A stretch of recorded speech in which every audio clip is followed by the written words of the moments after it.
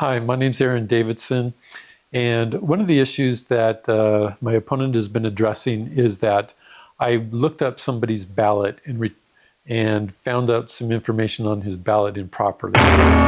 So what happened in 2023, I took office and I ran the elections, didn't make many changes, and I did notice that there were some things I didn't like about how ballots came through the U.S. Postal Service. A lot of times they didn't have a postmark on it.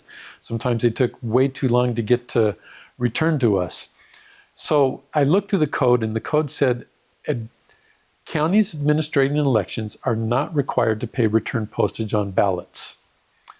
So I thought, well, that's interesting.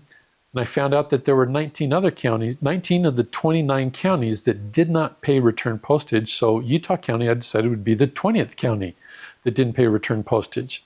And my intent on doing that was to make ballots returned through a more safe and secure process through the ballot drop boxes, because there is a chain of custody in all those ballots. There are two people that have to touch those ballots, and I know who touches those ballots all the way along. Whereas if you return it through the U.S. Postal Service, I have no idea who touches it, if what process it goes through. And so I was trying to move the voters to using the more safe and secure method of the drop box. And by not paying return postage, I was able to save the county $110,000 because 62% were returning it through the drop box. After I took away the postage, 87% of the voters used our drop boxes as opposed to the U.S. Postal Service. So big cost savings there and tremendous enhancement of the safe and secure method of returning your ballots. But when I made that change, there were several politicians, including Mike McKell, that criticized me openly in the media and on X posts and Facebook posts, criticizing me for that move. And Mike McKell was saying, use the U.S. Postal Service to return your ballot and don't put a stamp on it because Davidson's going to have to pay for it anyway. So here I am trying to encourage a more safe and secure way to return the ballot, and I've got a senator fighting against me, telling people to use the least safe and secure way of returning your ballot. So after a couple posts and the election started, when we process ballots, we have to log where those ballots came from. So I know if the ballots come from the Pleasant Grove drop box, the Provo Library, or even through the U.S. Postal Service.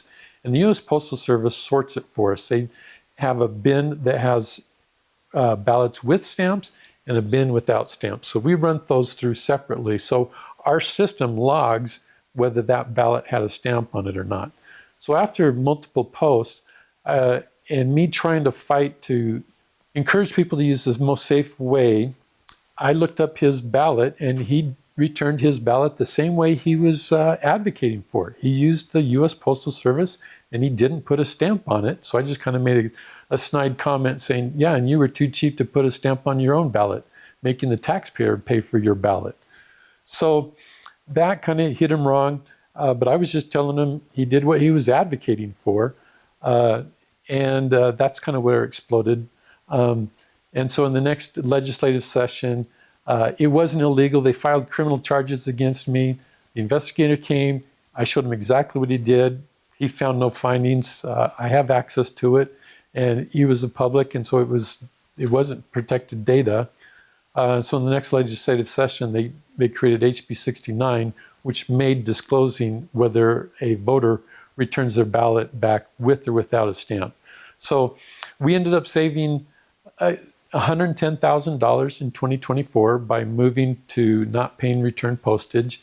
And again, going from 62% to 87% of our Dropbox usage, just moved 25% of the voters to a more safe and secure method of returning their ballots to us.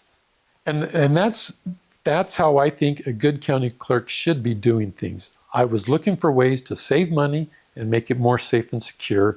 And by stop paying return postage, which again, now there's 22 counties, 2 more joined us. So there's 22 of the 29 counties that don't pay return postage. So it was just a step in the right direction of not paying return postage. And I think everybody can see that that is the best method of going forward with return postage. And on top of that, throughout the state, by statute, we have to have a drop box in every city.